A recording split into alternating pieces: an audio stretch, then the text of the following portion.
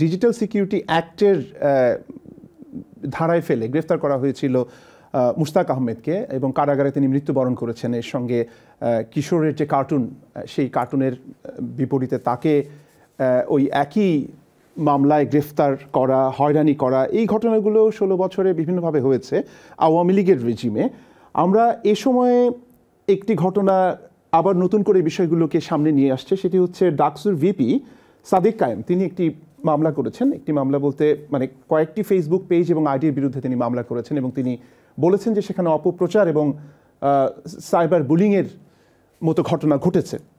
এখন প্রশ্ন হচ্ছে যে মামলা করার, যেমনটি ডক্টর হক বলেছেন, মামলা করার অধিকার তো রয়েছে, কিন্তু মামলার ভেতর দিয়ে এক ধরনের ওই মত প্রকাশের স্বাধীনতাকে কি একটু এক খাত দেখে নেওয়া, যে মানে মূলত কোথায় করা যাবে, কোনটি করা যাবে, কোনটি করা যাবে না, সেটার কি এক ধরনের ইন্ডিকেশন কিনা? মানে মামলা কি শুধু মামলাই কিনা, তার নিজের সুরক্ষার জন্য কিনা, নাকি এটি এক ধরনের ভীতি সঞ্চার করা যারা ফ্রিডম অফ এক্সপ্রেশনে বিশ্বাস করে বা এটি চর্চা করতে চায়?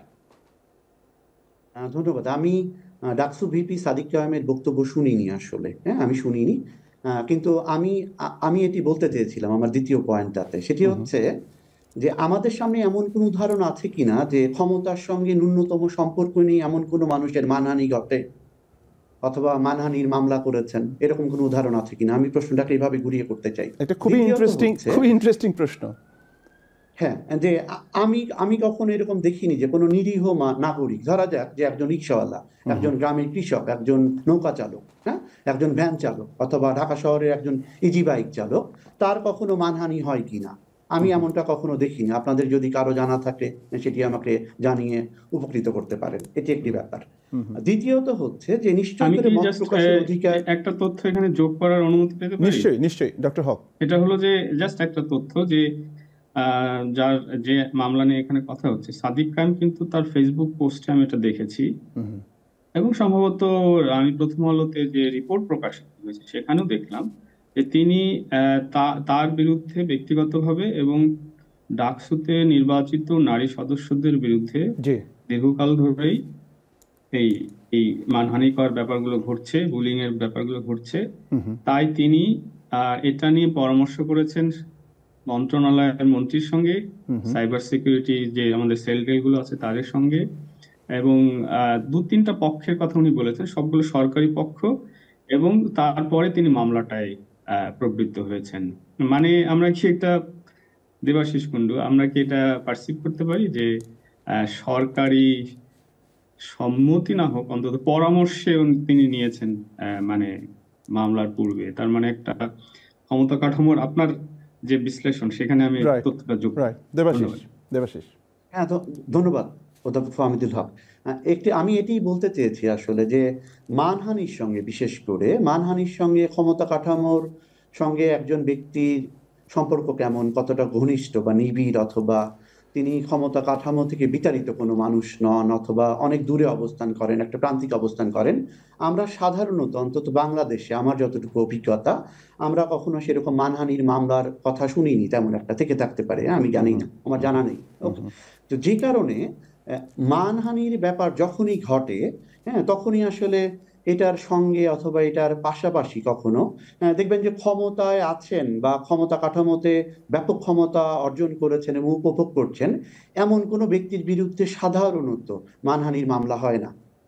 সেই অর্থে আসলে যে মানহানির ব্যাপার যখন ঘটে, সেই সব আরেকটি ব্যাপার থাকতে পারে। আমার এই আলোচনার আরেকটা দিক মনে হয় যে সাধারণত খুব নাম গোত্রহীন, যাদের খুব ভালো সামাজিক ক্ষমতা বা প্রতিপত্তি থাকে না, এমন লোকজনকে নিয়ে সাধারণত মিম, কার্টুন এগুলি তৈরিও হয় না। এটি আবার আরেকটি দিক। তো যেই কারণে হয়তো সাধারণ যে কোনো মানুষের, যে কোনো সাধারণ, আপনারা একাডেমিয়ার ভাষায় বলতে তাদেরকে সাবঅল্টার্ন বলেন নাকি? হ্যাঁ, আমরা প্রান্তিক বলতে পারি।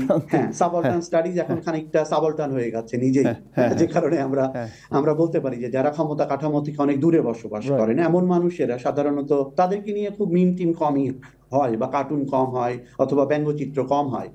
তো সেই কারণে আমার ধারণা তাদের কখনো মানহানির মামলা করার মতো একটা পরিস্থিতি তৈরি হয় না। আচ্ছা, এটি একটি ব্যাপার। দ্বিতীয় ব্যাপার হচ্ছে যে বাংলাদেশের মতো দেশগুলিকে, যেগুলিকে ধরেন বৈশ্বিক দক্ষিণ বলি অথবা তৃতীয় বিশ্ব বলি বা উন্নয়নশীল বলি, এই দেশগুলিতে কোন মামলা গ্রহণ করা হবে আর কোন মামলা গ্রহণ করা হবে না, সেটির সাথে আইনগতভাবে বা ওই অর্থে আমাদের সংবিধান নিশ্চয়ই সবাইকে সংক্ষুব্ধ হলে সংক্ষুব্ধ পক্ষকে মামলা করার অধিকার দান করে। কিন্তু আমরা কি সবসময় যে কোনো নাগরিক যে কোনো সময় চাইলেই যে কারো বিরুদ্ধে সংক্ষুব্ধ হয়ে মামলা করতে পারেন? সম্ভবত না। দেবাশিস, আপনি কি তাহলে বলতে চাইছেন যে ক্ষমতা কাঠামোর সঙ্গে বা ক্ষমতার সঙ্গে এই মানহানির বিষয়টি একটা সংযোগ রয়েছে, তাই কি বিষয়টা?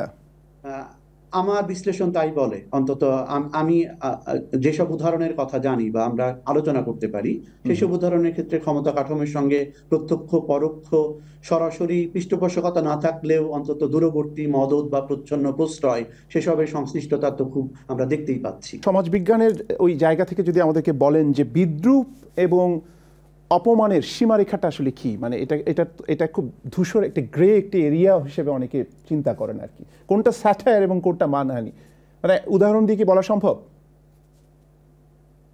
খুব সুনির্দিষ্ট করে আমার ধারণা যে এটা নিশ্চয়ই খুব বিভিন্ন সমাজ পাল্টে গেলে বিভিন্ন সমাজের জন্য সম্ভবত সেই সীমারেখাটা ভিন্ন রকম হবে।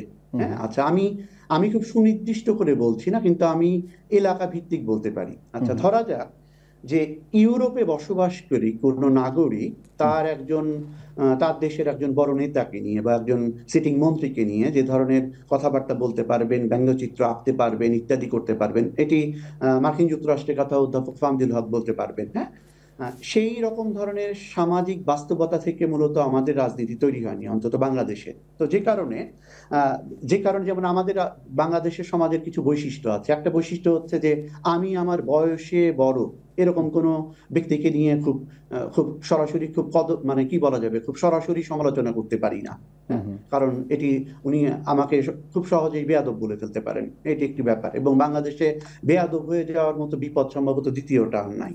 এটি একটি ব্যাপার। যেমন আমাদের দেশে সিনিয়রদেরকে কখনো নাম ধরে সরাসরি ডাকা যায় না সাধারণত। হ্যাঁ, এটি একটি ব্যাপার। হ্যাঁ, তাদেরকে অন্য নামে সম্বোধন করতে হয়। এবং আমাদের দেশের সমাজ মানুষে এক ধরনের ধারণা রয়েছে যে যারা বয়সে বড়, তাদের অভিজ্ঞতা বেশি এবং তারা সবকিছু বেশি বুঝতে পারেন এবং তাদের বিশ্লেষণী ক্ষমতা বেশি। যে কারণে আমাদের দেশের যাবতীয় দেখবেন প্রমোশন নীতিমালা সাধারণত এই বয়স নির্ভর, বয়স অথবা অভিজ্ঞতার নামে বয়স নির্ভর মূলত। যে কারণে কম বয়সী কেউ আমার চেয়ে বেশি বুঝতে পারেন, এটি আমাদের সমাজ খুব বেশি মানে না বা স্বীকার করে না। হ্যাঁ, এই একটি ব্যাপার।